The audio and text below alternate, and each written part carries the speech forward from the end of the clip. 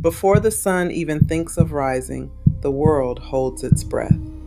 The well sits in the clearing like a sleeping giant, its surface black, glassy, unmoving. Mist coils low along the ground, brushing the mossy stone rim. It has been 3 weeks since the siege of Briarwood.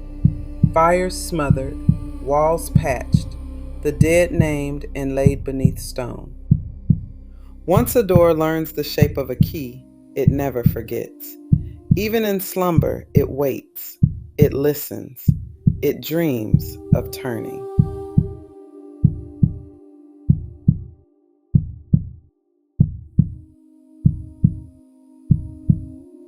The town drills at dawn and dusk.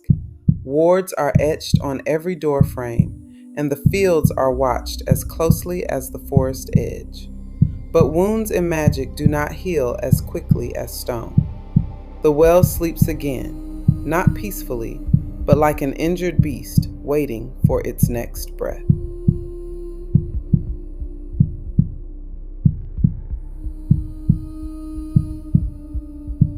Previously on The Witch's Binding. The fields burned with something older than fire, and the rogues that came with it were not wild. They were directed. Water! No, not here, not now. Wind! Oh gods! The elements are stirring. When the pack's children were taken, the keys didn't hesitate. And in the aftermath, something was finally said without a single word. Elara. Now you know. One bond stopped pretending. The other stopped running. No running. No lulls. Just truth. I'm done pretending. Celine! That song. Kaelen, I know that song. Why does it feel like? I know it too. The elements had awakened, the bonds had deepened, and the woman at the tree line had a name. Now, someone had to ask Mirelle what she wasn't saying.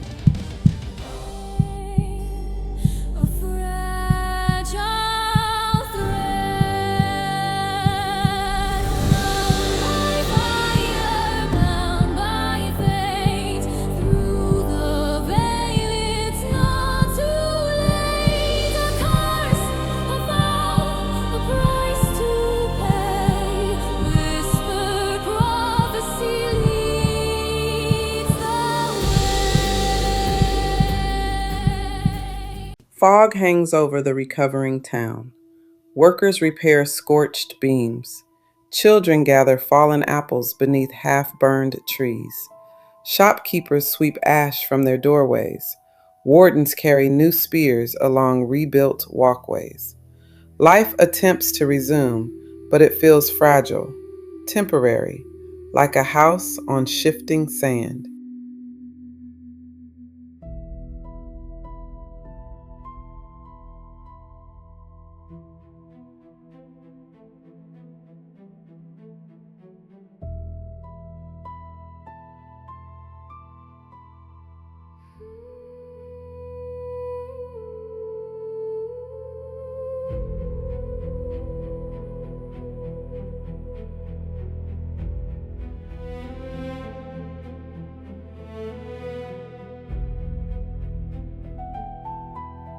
A deep ache blooms beneath Elara's left shoulder sometimes, the same place that burned when she combined her strength with Kaelen's during the siege 3 weeks ago. Not a mark, just a ghost of something waiting beneath the skin. Rourke and Amara, the storm that breathes together. At dawn, they train, blades and steps syncing perfectly, neither speaking much. Every night, Amara ends up at the northern ridge where Rourke keeps watch. She stands close enough to feel his heat. He never asks why she comes, only shifts his stance so she can stand beside him.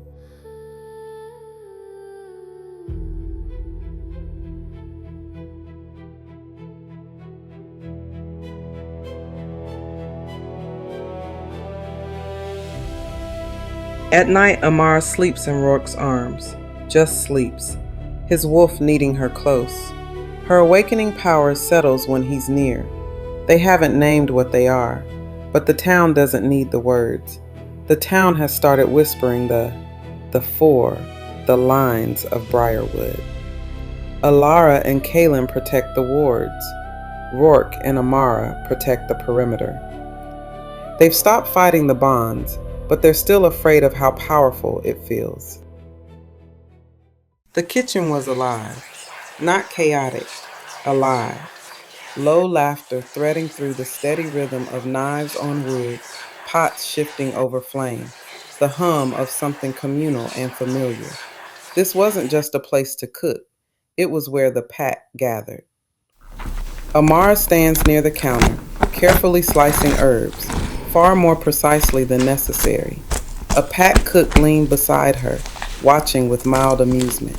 You're cutting those like they owe you something. They do. Another pack member passed behind her, bumping her shoulder lightly in passing, familiar, unguarded. You're getting faster. I learn quickly. Amara's lips curved slightly. Across the room, Elara stood at the stove, stirring a large pot, movements calm and steady. The heat remained perfectly balanced, though no one seemed to notice why. Or maybe they did. A younger woman hovered nearby, glancing between the pot and Elara. Is it supposed to smell like that? Elara tilted her head slightly, inhaling. Give it another minute. The woman nodded immediately, no hesitation, and adjusted the flame, not questioning, following. Before Elara could return to stirring, Elara? a small blur of movement cut through the room. A child, Ian, ran straight toward her, something clutched tightly in his hands. Elara turned just in time as he skidded to a stop beside her, Look what I found. holding up a small carved wooden figure, rough, uneven, but clearly made with effort. Alara's entire expression softened. Well, Ian, that looks important. It's a wolf. Ian beamed. I can tell. Elara nodded seriously, like this was the most significant thing she'd seen all day. She glanced at it more closely. Strong stance. Good shape. You made this? He puffed up slightly. Yeah. She smiled, warm, genuine. You did well. He lit up like she'd handed him something far greater than praise. Then, just as quickly, he ran off again. Mission accomplished. Elara watches him go, just for a second longer than expected. Something soft flickers across her face. Then she turns back to the pot. From the doorway, Kaelen watched. This isn't the guarded woman from the village. This is someone rooted. Rourke stood beside him, quieter than usual. This wasn't tension. This wasn't negotiation. This was integration. Kaelen's gaze stayed on Elara. The way people moved around her, spoke to her, listened, deferred without thinking about it. She hadn't asked for it, hadn't claimed it, but it was happening anyway. Across the room, Amara laughed at something little Sadie was saying. Not loud, but real, unrestrained. The sound lingers. Amara pauses, just briefly, like the ease of it caught her off guard, like she hadn't realized how long it's been since something felt this normal. A pack member says something under his breath as he passed, and she shook her head, nudging him lightly with her elbow before returning to her work. Comfortable and at ease, like she'd always been here. Rourke's jaw shifted slightly. Not tension, recognition. Elara glanced up first. Her eyes found Kaelen instantly. A small smile touched her lips. Kaelen stepped into the room, slower now, like he didn't want to disturb what he was seeing. You're back. Looks like it. His gaze flicked briefly to the pot, then back to her. You cooking? Alara's brow lifted slightly. Should I not be? There was the faintest hint of amusement. Kaelen almost smiled. Across the room. Amara didn't look up right away. She finished cutting the last of the herbs, set the knife down, then turned. Her eyes found Rourke's. No smile or words, just that quiet, steady pull. Rourke shifted his weight slightly. You're cooking now. Amara tilted her head just a fraction. I'm helping. You eat, don't you? Rourke huffed a quiet breath, almost a laugh. Almost. Kaelen stepped closer to Elara, lowering his voice slightly. You're settling in. Yes. Across the room, Rourke moved closer. You don't have to do this. Amara met his gaze evenly. I know. I want to. Behind them, the kitchen continued. People moving, talking, and working, adjusting around them. Kaelen glanced around once more, then back at Elara. Something unspoken settled in his expression. And across the room, Rourke looked at Amara again, then at the pack, and then back at her. No one's watching her like she doesn't belong. No one's waiting for her to prove anything. That matters to him, more than he'll say. And for the first time, it didn't feel like she was just in his world.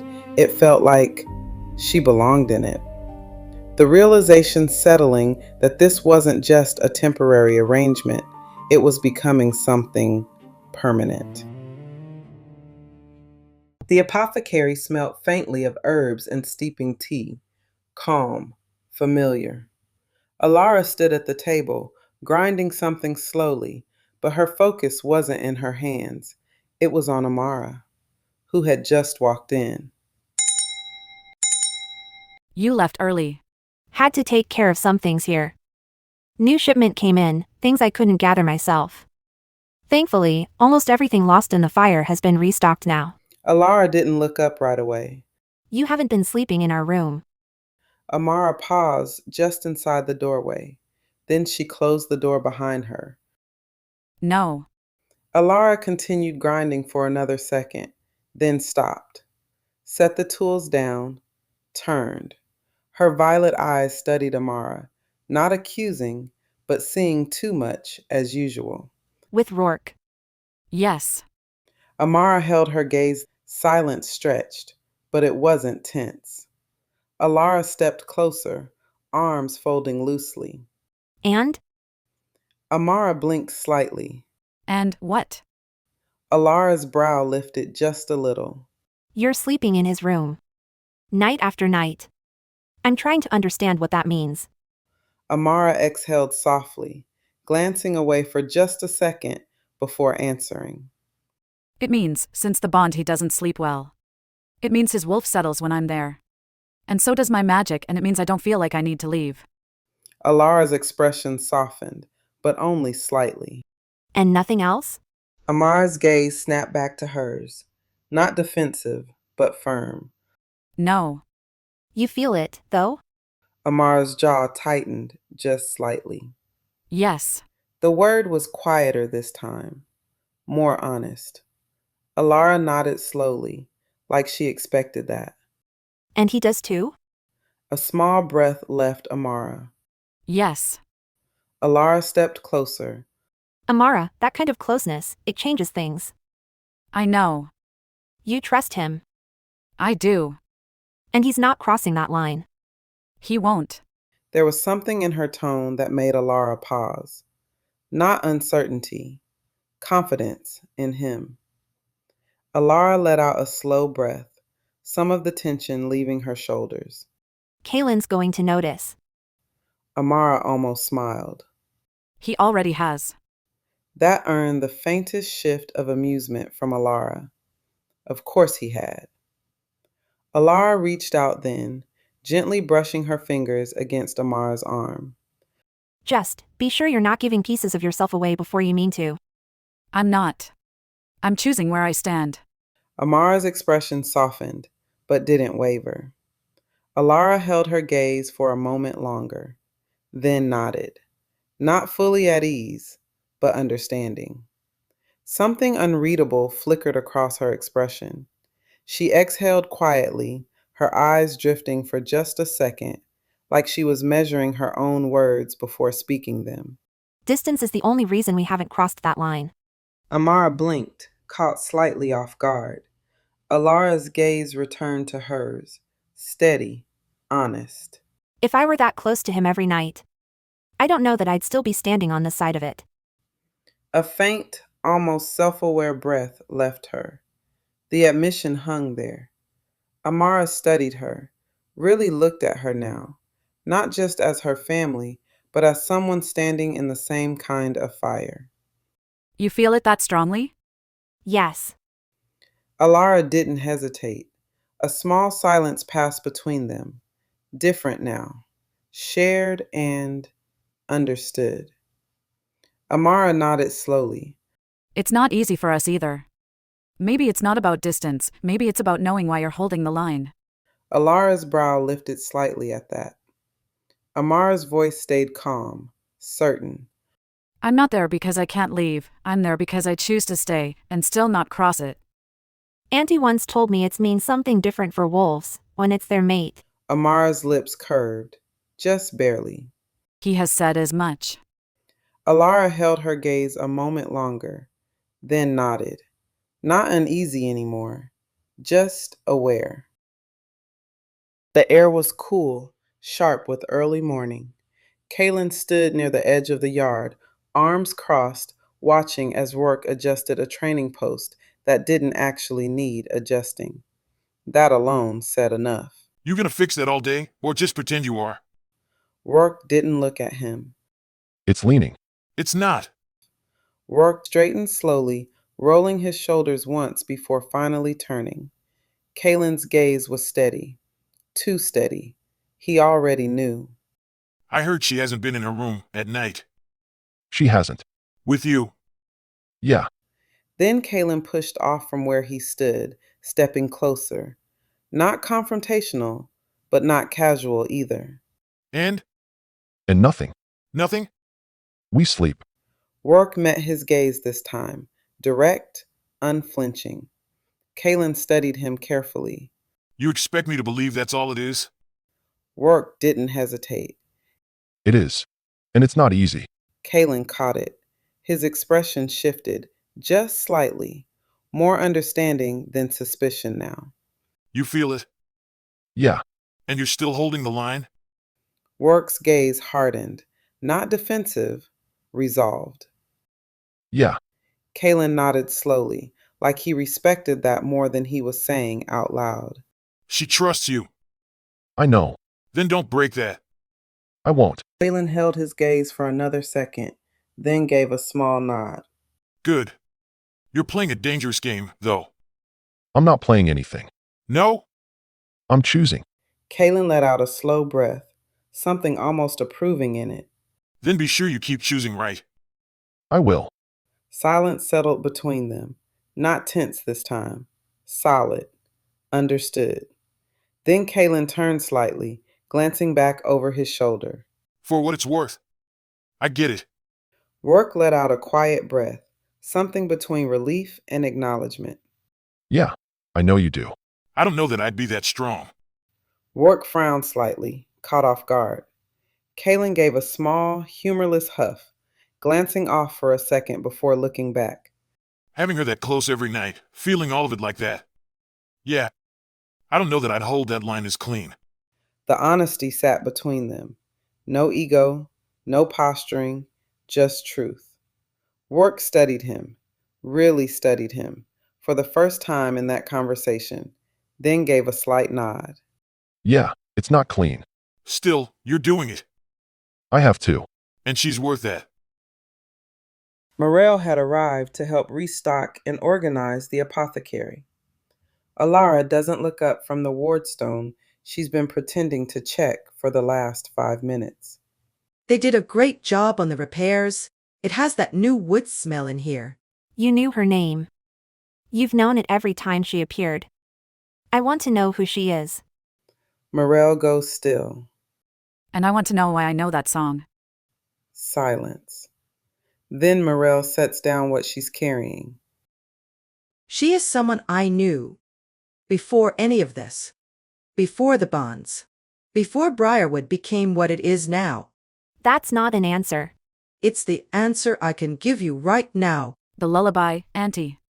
I knew it as a child. I didn't learn it from you. Where did I learn it?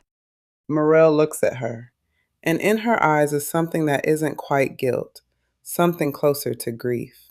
It's a lullaby sung to children. It belongs to an old bloodline, passed from Moth. She stops herself. Amara notices. Passed down through generations. That's not what you were going to say. It's all I can say right now. More secrecy and half-truths. I thought we were done with that. We are. That's not what this is. Is she dangerous to us? Yes, but not in the way you think. She doesn't want to destroy you, Elara. She believes she is saving you. Saving them from what? She gestures at the space between all of them. From this, from the bonds, from the prophecy, from a destiny she believes should your right to choose or deny. She's wrong. It's still our choice. I know that, but she doesn't. A sudden tremor ripples through the earth. Not an earthquake, not weather. Something older, deeper.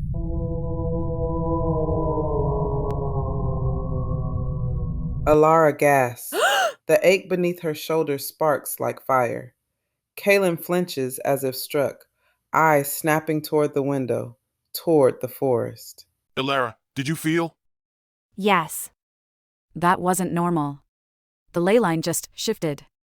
Amara staggers, bracing herself on the counter. Every ward stone around Briarwood flares a sudden, bright gold, then flickers violently.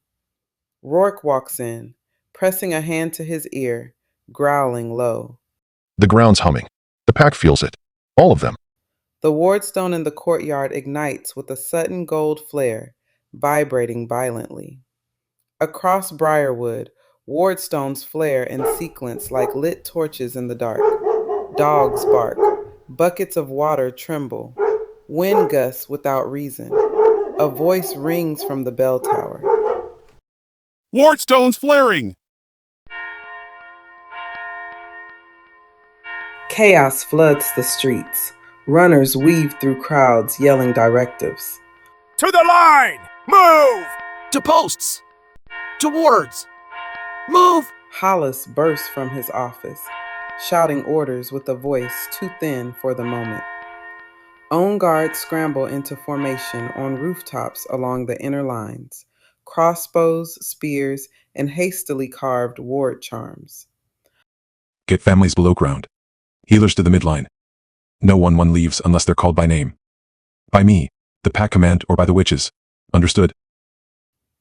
They leave the apothecary Elara and Kaelen moving like a single unit. Kaelen's arm wraps instinctively around her waist as they push through the crowd. The tether between them glows bright gold violet. Rourke and Amara follow, Rourke stepping protectively in front of her when a frightened villager stumbles into their path. Mirelle emerges last, staff in hand, eyes already on the horizon. Wards are singing, the well is stirring. If it rises, we will hold. If it breaks, we must close it. And what will it cost us? Mirelle hesitates. We see the answer in her eyes, but she doesn't say it. Kaelen's hand tightens around Elara's. The ground hums beneath them. We do this together. Or not at all. Mirelle looks at them. All of them. Hollis, send for the council members. There's something everyone should know. Mirelle stands at the council table, with the book in her hands. Her fingers tremble as she opens it. Candles flicker despite no breeze. The four stand close together. Mirelle brought the book from the cottage, placing it on the council table, opening it to the relevant page. She looks at the four of them directly. What I shared before was only the first part of the prophecy. There is more, much more. She begins to read. 3 shall rise where one was broken. The floorboards groan under invisible weight. Kaelen's hand slides into Elara's without hesitation. 3. Shall bind, though hearts be torn. Amara's runes flicker silver. Rourke steps closer to her, grounding. 2 will turn. The well, unspoken. A low hum rumbles from the well across town. Elara gasps as sharp pain sparks beneath her shoulder. Kaelen catches her. One still waits, where none have looked, and when the bonds awaken, their element answers. Water, wind, the first to breath and tide. Mirelle's eyes move down the page to one final couplet. We don't see the words. Her pupils tighten. She does not read it. She closes the book with shaking fingers. She catches herself, stops before revealing more. Mayor Hollis and council members remain silent, absorbing what they just heard. You knew even this? Mirelle cannot meet her eye. The candles bend inward as if sucked towards a center point, then snap back. Mirelle stops abruptly. She closes the book, refusing to read the rest. Elara's eyes narrow. And still, the final line waits, hidden by the one who fears its echo most. Elara backs away from the table. 3 bonds, 3 keys. So I'm not just cursed. I'm a piece you needed on a board. Kaelen steps toward her, cupping her cheek. You're not cursed, not a piece. And if I'm the lock, I turn only with you. Rourke growls at Mirelle. You knew this. You knew and said nothing. Amara steadies him with a hand on his forearm. Enough. What matters is the truth. And we finally have some. At least, the part you're willing to say. You heard enough to fight. More than that will only make you hesitate when you need to act. Elara's voice cracks. It should be my choice what breaks me, Aunt Mirelle. The tether erupts in a flare of gold-violet light, rattling windows. Kaelen pulls her close, pressing his forehead to hers. Breathe. With me. They do, together. Hollis meets Mirelle's eyes and holds, something wordless passing between them. I'm sure Mirelle has her reasons, but for now I recommend we agree to disagree and revisit at a later date until the well is dealt with. Council members murmur in agreement, still unsure of what it all means. The ground hums again. Everyone feels it.